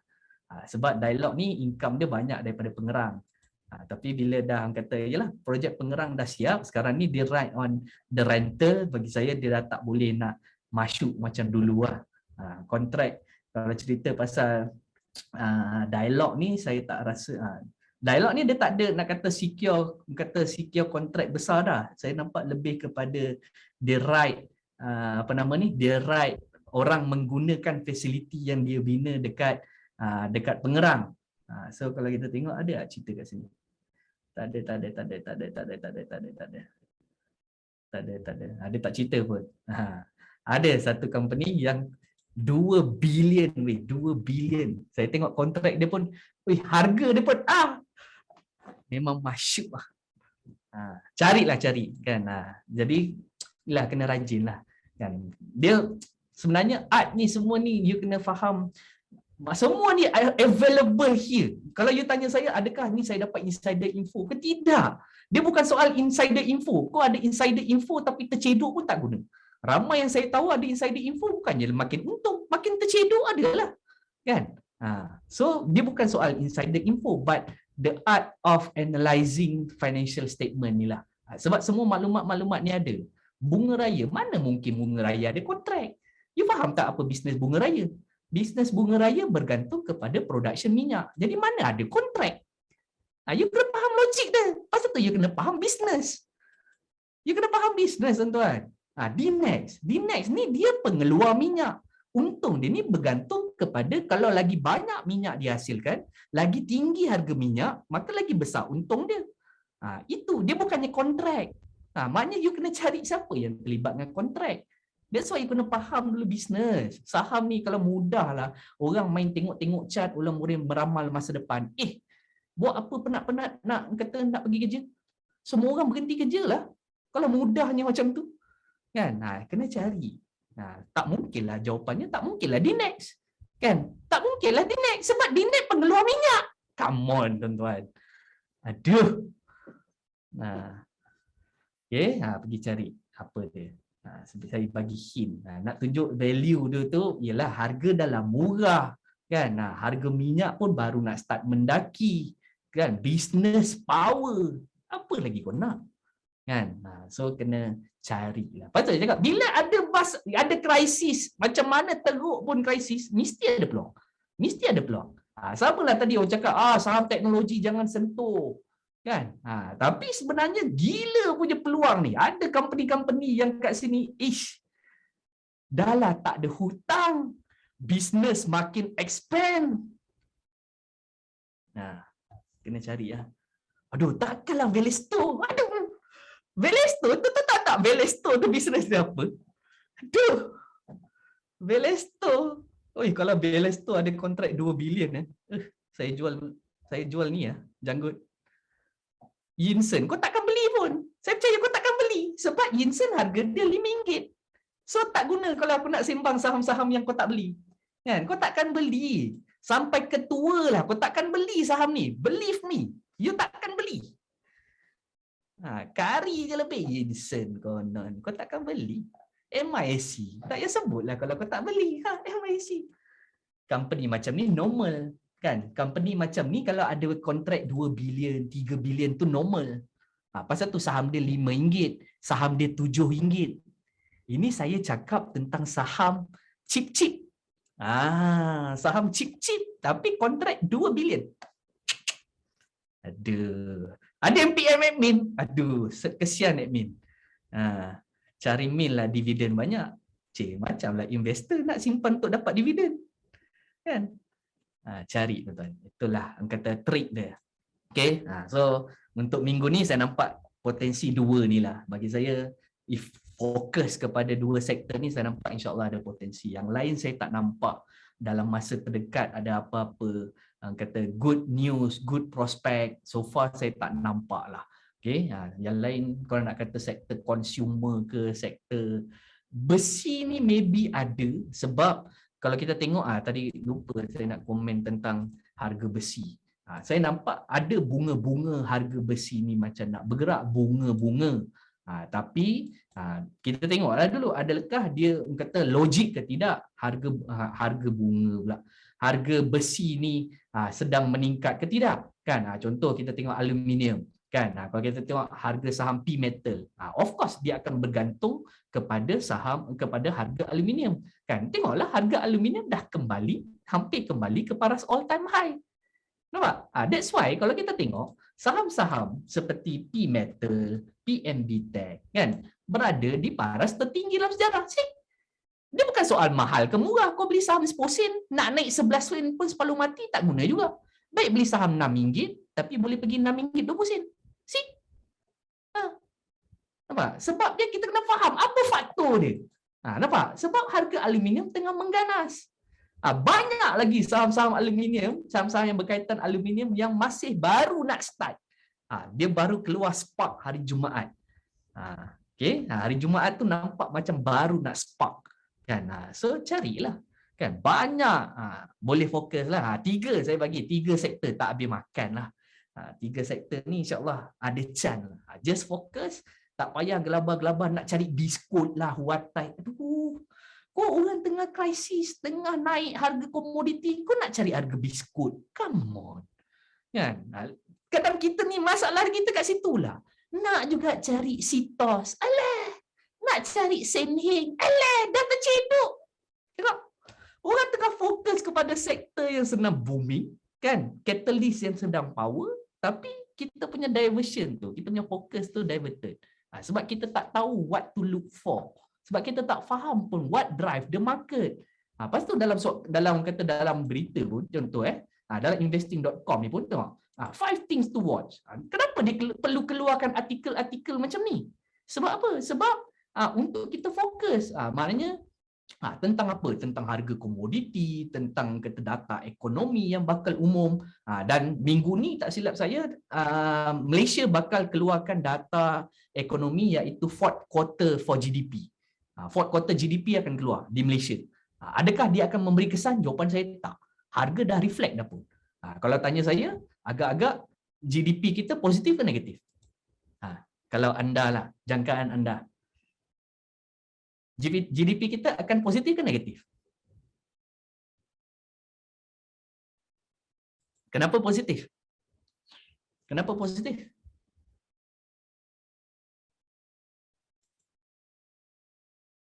Sebab dah jatuh banyak. You tahu tak? Last quarter negatif. Last quarter negatif.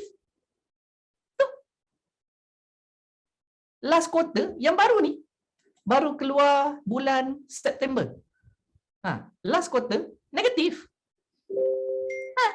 Dah 2 suku tahun dah negatif. So agak-agak kali ni akan negatif ke positif? Positif sebab nak lepas. Dia tahu tak apa yang contribute kepada GDP? Dia jangan main teka. Kena faham lah apa yang contribute kepada GDP ni. Nampak? GDP putih negatif ni. 2 suku tahun dah negatif. So, ini petunjuk ekonomi tuan-tuan. Ini patut cakap kalau kita faham konsep simple sebenarnya. Saham ni simple kalau kita boleh hubung kaitkan kata one sentiment, one news, one parameter among each other. Kilang dah buka. Habis kilang dah buka tuan-tuan daripada tahun lepas. Tahun lepas lagi kilang dah buka. Tapi kenapa bulan 9 ni negatif? Travel lift up. Travel lift up tu sejak tahun lepas kan? Sejak tahun lepas lagi dah lift up. Tapi kenapa baru ni negatif? Itu soalan saya. Inilah bukti dia. So minggu ni, tak silap saya hari apa yang akan keluar. So data tu, adakah dia akan kata, adakah indeks akan jatuh tergolek? Saya rasa tak. Sebab again, price action discounts everything. Dah jatuh dah pun. Pasaran kita dah memang sendu dah pun. Jadi dia dah reflect benda tu dah. So tak perlu nak rasa risau adakah perlu cut loss ataupun perlu kata exit kan saham-saham dia tak ada kesan langsung lah. Sebab benda tu dah orang kata orang dah tahu dah, orang dah boleh jangka dah. Lepas tu data ekonomi ni dia lambat. Pergerakan saham tu sebenarnya lebih awal dah reflect benda tu. Dan again, okay, last, wih ya Allah, sedar tak sedar dah 10.50 lah. Kejapnya masa berlalu. Okay so far. Boleh bertahan lagi? Kejapnya masa berlalu. Saya rasa macam baru pukul 10 lah. Patut admin saya duk PM saya. Waktu tu, pukul berapa nak habis? Kan? Kalau admin saya yang suruh habiskan awal, saya nak habiskan lambat. Kalau kita tengok data ni lah. Sekarang ni kalau kita tengok, yelah, bila, kalau anda perasan, kan, bila bermulanya sentimen minyak, okay, bila bermulanya sentimen minyak, kita nampak volume agak baik. Perasan tak? Dia punya dia punya jumlah transaksi hari-hari itu tinggi. Setuju tak? Kan? Jumlah transaksi dia 2 bilion, 3 bilion. Itu normal bila harga minyak naik dan saham-saham minyak mula naik. Tapi soalannya berapa lama dia boleh bertahan? Sekejap, mana dah? Ni. Okay, jadi kita nak tengok. Okay, kalau kita nak tengok dari sudut volume, dari sudut jumlah penyertaan para pelabur. Just that jumlah yang ada ni bukan yang paling latest, tapi 28 Februari lah. Kalau kita tengoklah okey, kita tengok at least minggu yang lepas. Okey. So kalau kita tengok jumlah dagangan tu masih lagi orang kata nampak masih lemah. Sebab masih lagi orang kata continued selling melibatkan local institution. Retailer masih lagi maintain. Retailer masih lagi kekal kata bertahanlah dalam pasaran, masih lagi terus menjadi net buyer. Okey. So yalah orang kata, tapi soalannya berapa lamalah retailer ni mampu bertahan pun. Di kalangan kita ni pun berapa ramai pun dah mula dah tak trade kan, sebab modal dah sangkut, dah rugi banyak. Sampai bila soalannya? Cuma kalau kita nak dapat lihat peningkatan yang sustainable. Ni saya cakap tentang sustainable. Maknanya kita nak tengok kenaikan yang berterusan. Benda ni perlu berubah. Iaitu foreign mula konsisten masuk. So far 3 minggu bulan Januari ni nampak positif. Nampak? Dah 3 minggu dah. 3 minggu ni nampaknya foreign masih kekal sebagai net buyer. Tetapi problem dia orang dalam kita pula.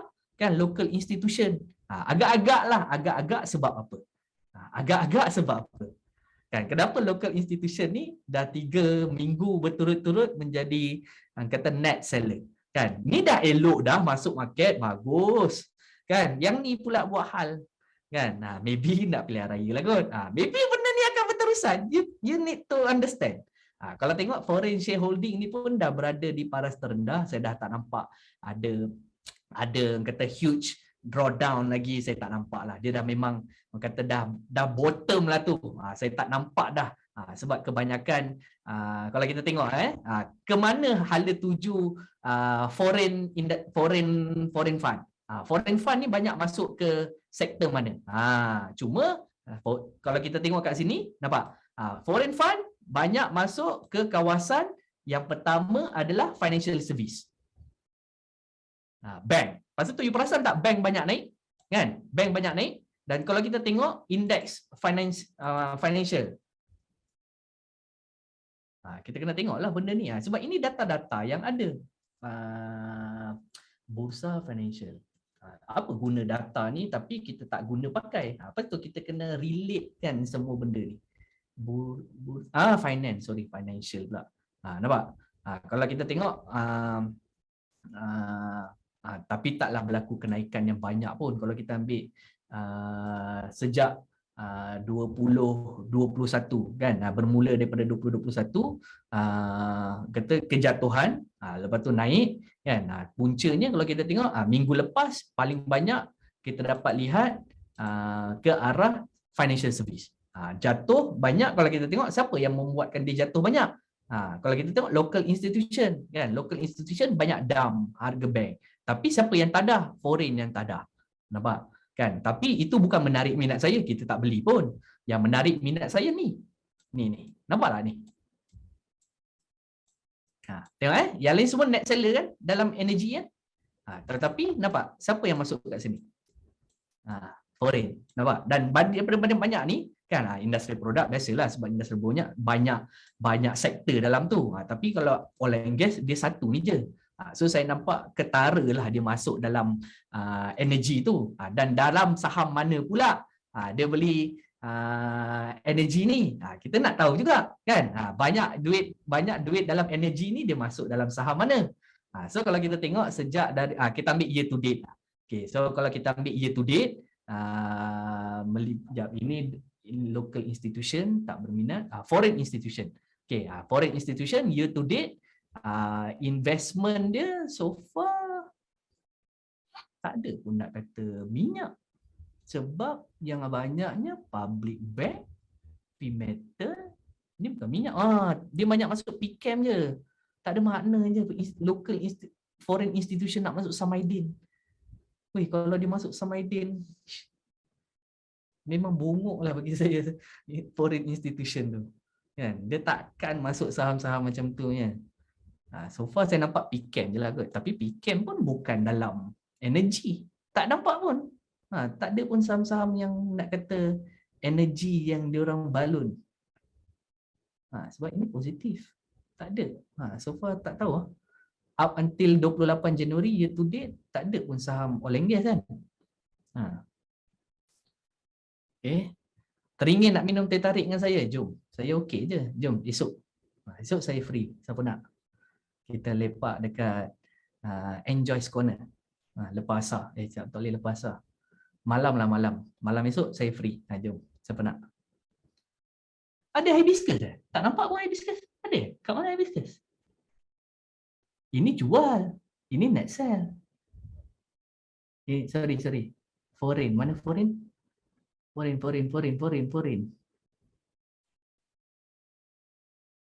Tak nampak pun hibiscus. Saya tak pastilah, tapi saya rasa banyak yang mungkin kat DNEX kot. DNEX hibiscus, tapi bukan yang terbaru lah. Nampak ni? 24 hingga 28, dia banyak beli hibiscus, banyak beli DNEX. Pasal tu lah kalau kita tengok dua-dua ni masih steady gila. Memang dua ni memang nampak power lah kan. So far saya nampak yang saham minyak yang betul-betul strong, DNEX, walaupun DNEX sebenarnya ada kaitan dengan semiconductor juga sebab ada Siltera. Tapi dia dah kata makin meluaskan empire minyak dia, baru dia dah acquire 90% dalam Pink Petroleum. So DNEX, hibiscus dengan Carimin yang saya nampak betul-betul strong. DNEX memanglah kan, sebab dia dalam Pink Petroleum dia dah acquire 90%. So banyak juga investment dia dalam Pink Petroleum tu. Dan kalau tak silap saya, income terbesar DNEX sekarang datangnya daripada energi, if I'm not mistaken. Dan kebarangkalian besar DNEX ni akan bertukar dia punya kategori kepada energi. Saya rasalah. Jom kita tengok ni. Tapi yang ni you tak boleh nak terus kata dia punya income terus meningkat ni sebab minyak. Tidak, tak semudah tu tuan-tuan. Bukan sebab tu kenapa income dia tiba-tiba gila terbang. Kalau semudah tu memang patutnya saham ni dah naik RM10 dah. Tapi kenapa saham dia duk stuck dekat RM1 kan? Pasal tu kita kena faham apa punca dia naik. Okey. Nampak? Ni sebabkan income terbaru dia daripada Siltera. Okey, daripada Siltera tu naik. Tapi benda ni dia bersifat once off je. Kalau kita tengok kalau kita tengok mana ni, jap. Ni information technology ni. Marginal increase in revenue, ni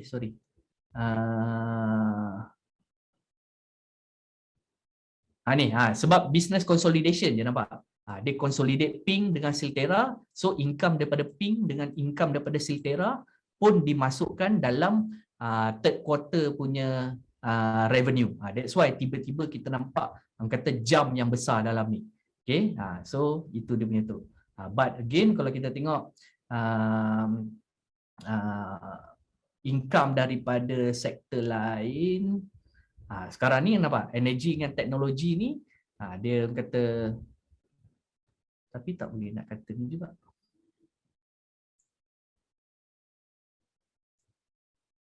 maybe next quarter lah kita boleh nampak. This quarter kita tak nampak lagi secara real sebab yang ni baru consolidation. Kita tak nampak lagi income yang sebenar, kata yang akan dikontribute oleh tambahan daripada Siltera dengan tambahan daripada Ping tu kepada DNET secara real. Yang ni lebih kepada consolidation. So tak tahu jugalah nak kata. Okay, Hibiscus ada catalyst dapat telaga. Dia bukan dapat telaga, dia acquire ni, dia acquire Ping. Ping Petroleum ni dah memang ada telaga minyak dah. Ni Ping Petroleum, dia dah acquire 90% stake, 90%. So dia dah basically dah ada kata everything lah. Dan tambah pula sekarang ni nampak kata Anasuria cluster dia reserve masih tinggi 26 juta barrel kan. So dengan development baru, so ini akan meningkatkan dia punya itulah. Tapi again, selagi mana harga minyak ni tinggi, barulah dia punya portfolio dia dalam minyak ni kata available, masih kata promising. Tapi kalau harga minyak turun, investment dia mungkin tak bagus kan. Ada pula baru ni juga selain daripada Ping ni, dia juga take over Repsol. Repsol ni platform Kinabalu di Sabah. Repsol ni pemegang PSC Kinabalu. Jadi dia dah Kinabalu tu dah memang menghasilkan minyak dah pun. So dia take over, dia beli daripada Repsol. So dia tinggal nak kata jana income daripada pembelian platform Kinabalu tu daripada Repsol. So dia akan tambahlah income ni. So that's why saya jangkakan energy akan menjadi kata the largest contributor nanti. Saya rasa lah, tak silap saya. Okay. Right. So banyak belajar kan. So hopefully dapat membantu anda dalam membuat yang keputusannya lebih baik dalam minggu ni. Nampak yalah, walaupun market agak volatile kan, dengan sentimen perang yalah, inflasi lah, dengan kes COVID yang makin naik, tapi macam saya cakap, every crisis mesti ada peluang.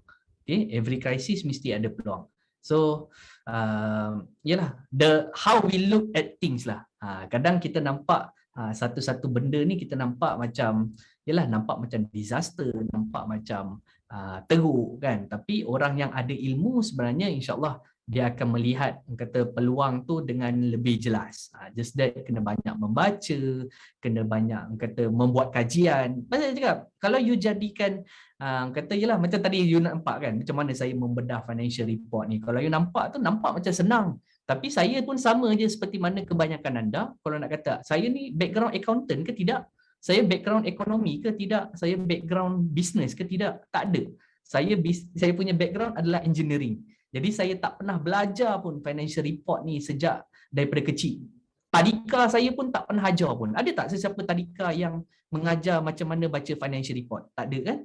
Jadi semua kita ni sama. Jadi bila kita ni sama, maknanya saya percaya kalau saya boleh buat, you pun boleh buat. Kan? Tak ada alasan kan. Beza kita ni maybe effort kita kan, pengalaman kita, itu je. Tapi kalau cakap pasal ilmu, benda ni boleh dibelajar kan. So siapa yang berminat maybe nak kata belajar lebih lanjut cara nak membedah financial report ni, insya-Allah hujung bulan Februari ni kita akan buat satu program khas, program baru yang kita tak pernah buat. Ini first time, first trial saya nak kata berkongsi tentang bagaimana seni membedah financial report. Insya-Allah hujung Februari kita akan ada program yang kita panggil sebagai Fundamental Analysis Masterclass. Okay, fundamental analysis ni dia bukan semata-mata baca report, tapi how you digest the information, how you look at the numbers kan. Daripada numbers ni, what does it tells you? Itu yang penting lah. InsyaAllah kita buat pada penghujung Februari. So siapa yang berminat nak tahu lebih lanjut, anda boleh daftar dekat sini. Ini bukan daftar terus bayar, tidak. InsyaAllah lagi 2 hari, insyaAllah saya akan explain apa modul yang you akan belajar kan, apa konsep yang kita nak bawakan. So insyaAllah kalau anda berminat, just daftar je di situ dulu. Tak perlu nak bayar kan, tak perlu nak bayar, just dengar dulu apa yang saya nak kongsikan, then you decide kan, terpulang. Ni saya nak buat first time ever lah. Saya tak pernah buat pun benda ni kepada mereka yang nak lah. Okay, alright. So saya rasa itu je lah kot kan. So all the best untuk minggu ni. Saya yakin mesti ada peluang, mesti ada ruang dan peluang untuk kita. Just kita kena positif, kena fokus dan kena atur strategi yang bagus lah. Jangan bila kata peluang bagus, waktu ni kita hilang fokus kan, kita rasa tamak. So benda tu bahayalah. Okay, alright. So kita jumpa lain kali minggu depan. Seperti biasa hari Ahad dalam program Borak Santai. Kita kupas lagi apa kata yalah soft skill untuk menjadi seorang pedagang dan juga pelabur yang bagus, yang mampu survive kan. Sebab kita banyak belajar pasal technical, tapi kita lupa pada aspek soft skill. So kita kena balance lah. Right, so itu saja daripada saya. Minta ampunan maaf kalau tersalah kata, terlanjur bicara. InsyaAllah saya doakan moga-moga kita semua beroleh keuntungan yang besar dan semoga kita semua diselamatkan, dipelihara daripada jangkitan COVID-19. Sekian, Assalamualaikum warahmatullahi wabarakatuh.